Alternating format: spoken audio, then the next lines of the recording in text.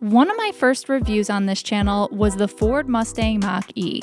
In that video, I told the story of how Clara Ford drove a Detroit electric car instead of a Ford because she wanted to go electric. In late 2021, my friend Ryan and I competed in a nationally televised 10-day, 3,000-mile electric vehicle rally from New York to Los Angeles. Our competitors chose EVs from Porsche, Volkswagen, and Polestar, and we won first place in the Ford Mustang Mach E. This segment revisits some of those themes as I joined Ford in Mammoth Lakes, California, where the automaker was sponsoring a pre-production Mustang Mach E Rally Edition EV in a grueling 8-day off-road navigation competition called the Rebelle Rally. 65 teams were slated to cross over 1,500 miles of Sierra Nevada and desert terrain by day and roughing sub-zero temperatures in their tents every night.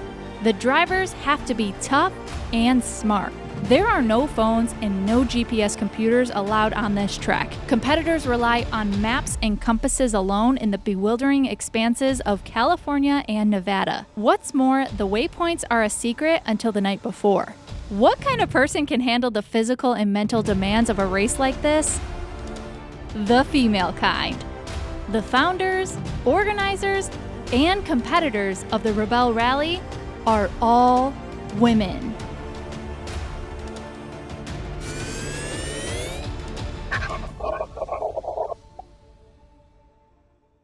I flew into Los Angeles Airport where Ford had a 4x4 Bronco Wildtrak ready for me. Ford Product Communications Director Mike Levine led a few of us from the media on a 350-mile journey to the Rebelle Base Camp in Mammoth Lakes, California. On arrival, we were greeted by Emily Miller, who founded the rally. She gave us a quick tour of the grounds, and I made my way to the Mustang Mach E Rally to see it in person.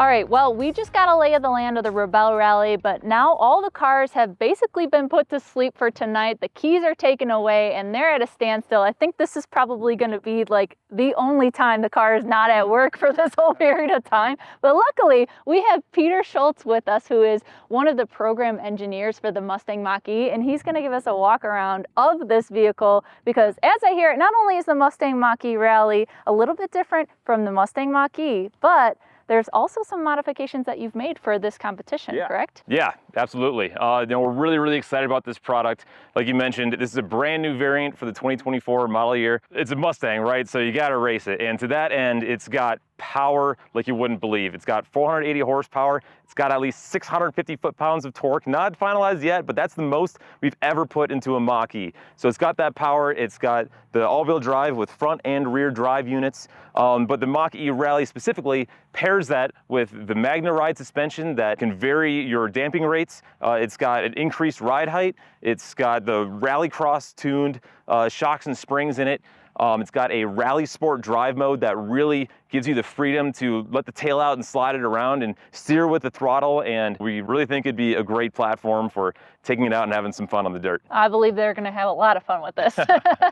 Are you nervous at all about the ability for this to go through this course? And have you prepared it in any other way specifically for the Rebelle? You know, I think this car is really going to raise a lot of eyebrows at this event with how capable it really is. For this event specifically, we put in some high intensity, not street legal LED lights in here. Those things are bright. Those look a little different than the ones that we saw at the auto show. If you guys hadn't checked that video out already, I did an interview with Donna, who is one of the chief engineers for this as well. We've got a little bit beefier underbody protection on this car, so when they're doing some more technical rock crawling, it'll protect the front and rear drive units and also the battery underneath. The rear seats have been ripped out and they've been replaced by a fully custom fabricated mounting system for 2 spare wheels and all of their gear. Of course, the frunk has a lot of gear in it as well, which is actually, they've said, Kaylee and Bailey have said a few times how that's kind of their secret weapon. It lets them store more things in this vehicle. This has got a bit more of aggressive of an all-terrain tire as opposed to the cross climates that you get on the production version. But to be perfectly honest, other than that, this is pretty darn close to the car that customers will actually be able to buy starting next year. So I was talking to the drivers and they were saying it looks like, based on the amount of range that we're going to be utilizing for the course and the amount of range that this provides, it's going to be close. So what do you think the drivers need to be paying attention to when taking this on? the course? Yeah, so that definitely is a very unique challenge with being an electric vehicle out on this kind of course like that, because there are just so many variables, right? The temperature, the elevation, the amount they're going up, amount they're going down. There's a lot of different things that go into calculating that, and we've done a lot of practice with this. We've got a lot of data, and it just there's a lot of strategy that's involved with this event, and it's kind of another layer of that Bailey and Kaylee will have to navigate as they're going through the course, is plotting out their the range and the kind of energy usage that they're seeing in the vehicle. They have all those data points, and there are charging stations that will be made available on certain stages. It's really just kind of another challenge that our very capable drivers will have to navigate. I mean, you got a couple of very experienced drivers, yes, so absolutely. you're set up well. Good car, good drivers. I hope you guys really come out on top on this. Yeah, It would be really thank you. exciting we're to hopeful see too. Yeah. an EV take the crown for this category. Absolutely. So, well, thank you for spending some time with us today, Yeah, Peter. thank you. Yes, and good luck. Thanks. I joined the teams as they were translating their waypoint coordinates into routes in preparation for day 0, the dry run.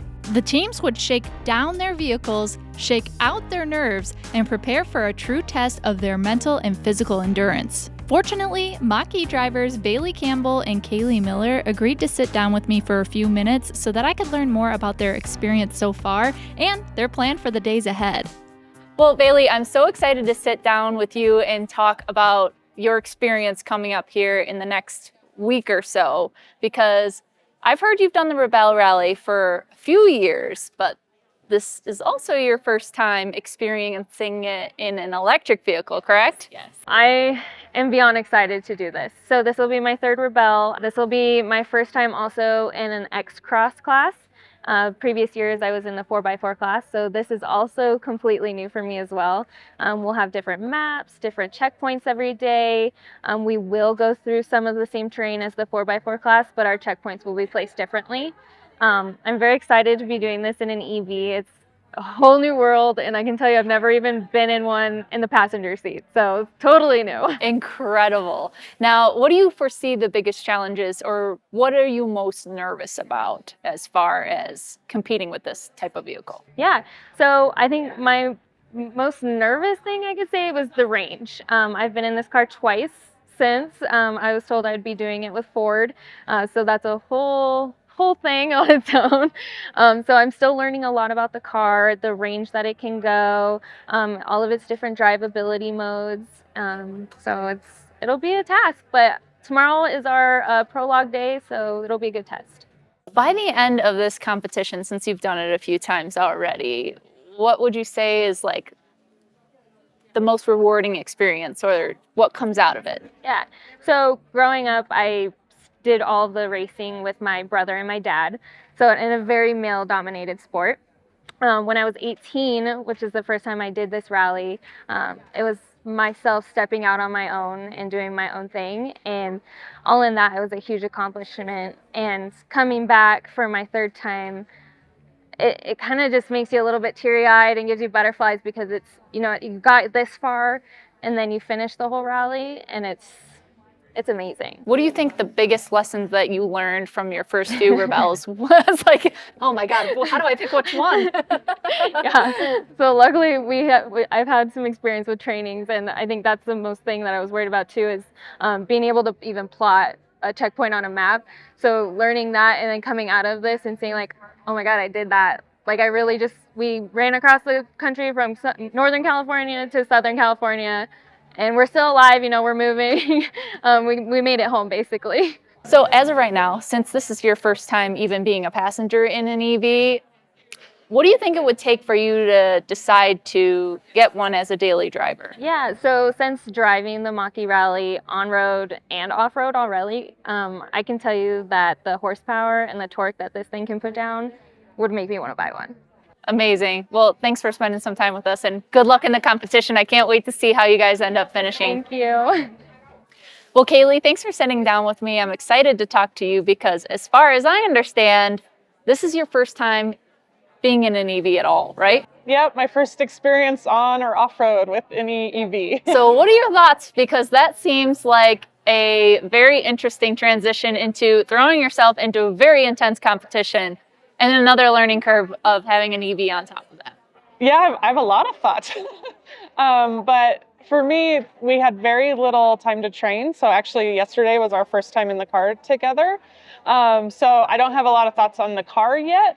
But just in general, like trying to learn about how range works versus miles per gallon, and you know, how the driving technique and the terrain and the temperature and all that works, because that's going to come into play like big time for us. Can we roll our window down? Does that take power? Can we use the heater? Does that take power? And like kind of learning all of that, in addition to the competition itself, which is stressful. Yeah, because you've done the Rebelle. I've done the Rebelle, so this will be my 5th time. But I also always said, I always say I retired. I retired in 2020. I had won 3 times, and I said I'm going out on top, right? So I was done. I had a baby, and I hung up my boots. But I said if I ever come back, it'll be something different, because I had just kind of done the same thing over and over. And so this was different, all right. So we got the call from Ford. They called Bailey. And I was like, well, I said if it was something different, I would go. But I still kind of hemmed and hawed about it just because the time period was so short.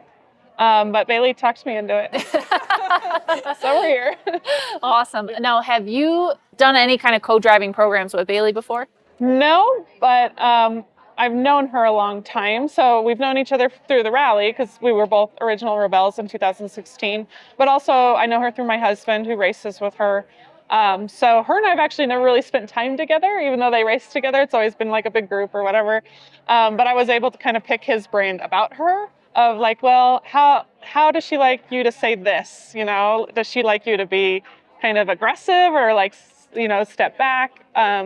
Does she like coffee in the morning? You know, does she get snippy when she's tired? You know, all those questions. A big thing with teammates is like, how do you handle mistakes? So I'm like, how does she react when she did something wrong? And how does she react when you did something wrong?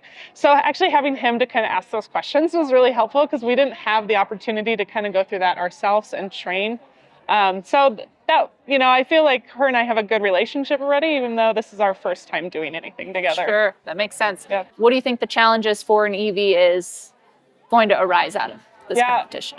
So the change is twofold for me, because I've always done 4x4 class. And so now I'm in a different class, but also an electric vehicle. So the X-Cross class, the course is different. So I've never seen what an X-Cross course looks like. It is stepped down a little bit from the 4x4, but I looked back at some past years, and they do a lot of the same checkpoints as the 4x4. So I think our personal biggest challenge will be clearance.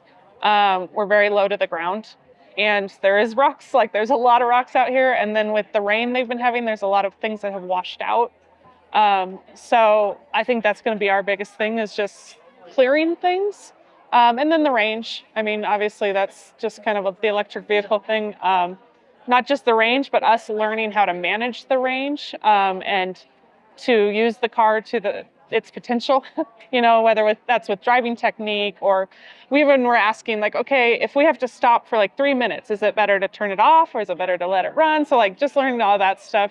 So I think the biggest challenge for us is really just learning the car. And then the clearance and the range. Do you know how many miles you travel in a day for the Rebelle versus the range that the Mach E Rally is going to have for you? Yeah, it's going to be cutting it close. Yeah? Yeah. It's hard because we didn't get a lot of chance to test the range off-road. So the range has been tested on-road by Ford many, many times. But this is a new model, and they didn't really have an off-road model before. So their test might not correlate to exactly what we do.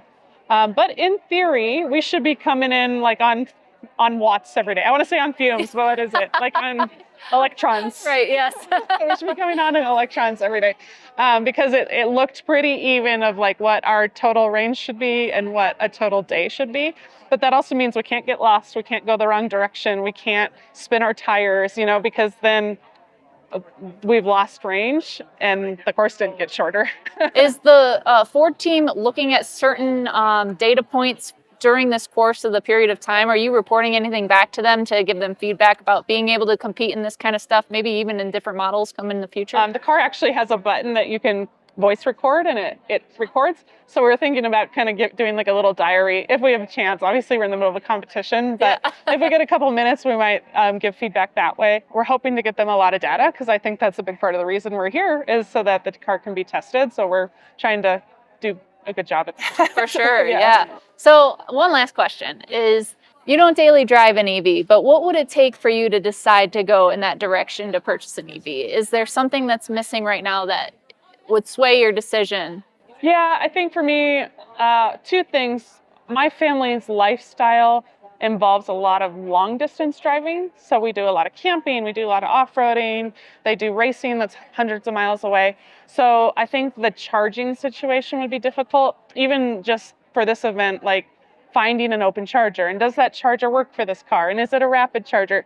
I think that's getting better in general as more people buy EVs. The other factor for us is because we are avid off-roaders and campers, we have a trailer a lot, and we're towing a Jeep or a vehicle. And so we would need towing capacity. So I know that they're working on that in some cars, but we would have to, trust that we could do that. If that was going to be the car we used for that. But also, I work a daily job and I'm an accountant, so I would consider it as a daily driver just to my job and back. If for some reason I had multiple vehicles in my stable, but right now I don't. I have one. But if for some reason I got to a point in life where I would have one car for this and one car for that, I would drive an EV to work every day. Well, thanks for spending some time with us. Good luck. I'm so excited to see where you guys end up with all this experience behind you. Yeah. I'm sure you're going to come out very, very close to the top, if not on the top. Yeah, so. I definitely don't tell the other girls, but I have like the best driver. So perfect. I feel good about that. Great. Even luckier, I was able to talk a bit on camera with Emily about the growing role of EVs in this competition. Well, this is a busy week for you, a little bit more than a week, I would say, but I'm excited to speak with you, Emily. You are the founder of the Rebelle Rally, and it's incredible the type of event you're putting on to get women outdoors, off-road. But what I'm most interested in is this element of EV that you've brought into the fray over the last few years. So can you tell me, how hard is it to bring electric vehicles into a competition like this? It's hard. It's hard, but it's worth it. And it's gotten easier, but it was hard when we started because there really weren't a lot of solutions for charging. Our goal is to use this as a proving ground for stock manufacturer vehicles, regardless of how they're powered or fueled. Yesterday we were talking a little bit, and you had said that this solar array doesn't just power the, element of thinking of electric vehicles. It actually powers this whole base camp, right? Yeah, the solar array powers the base camp. And then it can also charge the PHEVs, which is incredible. It does not charge the battery electric vehicles that are straight EVs, but it definitely powers everything else. And this is a big operation. So it is. Can you talk about what are the requirements? A lot. First of all, a lot of solar panels. So when you look at the solar array, you have two large smart flowers that open up and track the sun. And then you have the panels that are set onto the containers that can then lift and move. That it is a 53-foot trailer that is that solar array, so it takes a lot. And it also takes a lot of batteries. So inside of that container is a control center, and we're able to store the solar because obviously we need power when the sun is gone. So it's a complex system, but it is proven, and it's portable, and other people can use it. What's been developed for the Rebelle Rally can now be used and leased for other programs. And that's the goal, is that we can bring these solutions into the middle of nowhere. In a really challenging environment. Yeah, exactly. Absolutely. Absolutely. And so you had mentioned yesterday as well that you needed an insane amount of green hydrogen in order to charge these battery electric vehicles that are going to be competing. And there are 5, is that correct, there are in 5. the competition this year? Yes. So can you talk a little bit about that? That process was probably really challenging to figure out how to get the DC fast charging for EVs in this type of competition. Yeah, that was really the hardest part. For these cars to go the distance that they need to go, we need to be able to provide power in the middle of a stage and then at the end of the stage overnight. So we can do it at a slower rate overnight, but fast on course. So being able to bring them up to about 80% of charge in about, let's say, 30 minutes, 45 minutes, so they can continue to compete on that stage. The issue is how do you create that much power to deliver for rapid charging? And the best answer is hydrogen. It creates the most rapid power. And so the problem is getting access to that hydrogen. There are more hydrogen opportunities coming online, and we will see that happen more and more over the next several years. So this year, we've added in an incredible transporter that is a vessel that is holding 800 kilograms of hydrogen. But there are different types of hydrogen, and they're made different ways. And there is also what they call green hydrogen. And it is truly a green, renewable power source. And so we now, thanks to Plug Power and the team at Renewable Innovations, have 800 kilograms of renewable green hydrogen. But what that means is we have 12,000 kilowatts of power to power the electric vehicles from the start to the finish without having to recharge the system. So once we have a load of hydrogen, we have it for the rest of the rally. It's very cool. Yeah, now, it's you incredible. do have 5 EVs that are competing in this. Yes. What does the future look like for Rebelle to be able to expand that? What are the requirements that you think, and what's that trajectory? Do you think it's going to be a slower process? Like, what's your stance on that? Yeah, I mean, to be honest, we thought the uptake in putting in electric vehicles would come faster. But what's happened is the development of the EVs to the time they actually get to market has been a little bit longer than people, I think, have expected. But now a lot of EVs are coming online. This is a beta program. We can only charge and rapid charge so many cars at a time. And what we're doing is we're doing it slowly and methodically so we can learn and then continue to add in more EVs as the customer, buying the EV is actually buying the EV. So it seems when you look at our numbers, it's kind of on the trajectory of the uptake of EVs. Sure. The great thing I want to say about the electric vehicles they are fun to drive. Oh, yeah. Really fun to drive. They have great, obviously, no lack of power. They have great torque. They're fun to drive off-road. They're also reliable. They have fewer parts. So the reliability on course has been exceptional. So now if you can pair that with the ability to rapid power your vehicle, then it opens up a lot of opportunities, for adventurers. With the Mustang Mach E coming into this competition, the rally version, yes. What's your take on a car like that is like a rally car? Of course, it is designed to be in the dirt, but competing in a competition like this is truly off-road. It's a little different because we have some more types of terrain that are tougher on the vehicles. However, it starts easy and it gets harder. We have a lot of traditional rally type roads, but then we have double tracks, we have washes, dry lake beds, big sand dunes. But the cars are so capable, and people don't understand how capable their cars are. If you know how to get traction with your tires, you're smooth on the throttle. Great thing about electric vehicles, that with the way the pedal feels, it's easier to actually be smooth on the throttle and control that car. Extremely precise, yeah. It is. It's very precise. What they're up against is ground clearance. So they might have to stop early, get out, take a look at the situation, use max tracks, and think about their lines. So line choice is going to be really key for them. But we do a lot of testing of this course. We know what cars can do.